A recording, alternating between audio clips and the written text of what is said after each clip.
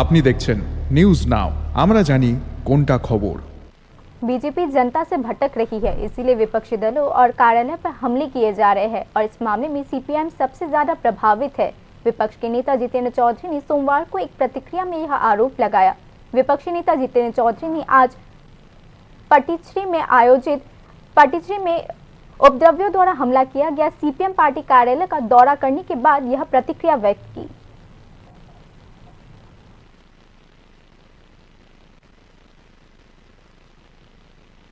এবং তারা কেন এগুলো করছে? গত 7.5 বছর অপশাসনে আজকে তারা জনগণের কাছ থেকে সম্পূর্ণ আজকে বিচ্যুত।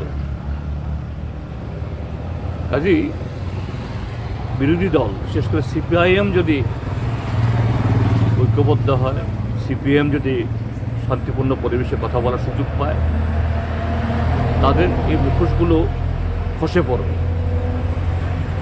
কাজেই সিপিএমের উপর আক্রমণ করো, এমনকি পার্টি অফিস রাতের অন্ধকারে কাপুরুষের মতো এসে জ্বালিয়ে দাও। শুধু তা না, 11 তারিখ রাতে নাকি বীরচন্দ্র মনুর যে আমাদের শহীদ স্তম্ভ, সেখানে নাকি 4-5টি বোমা মেরেছে। কোথায় গিয়ে ওরা নেমেছে? যাই হোক, এদের দিন যে ফুরিয়ে আসছে, আজকে এই সমস্ত কর্মকাণ্ড ঘটিয়ে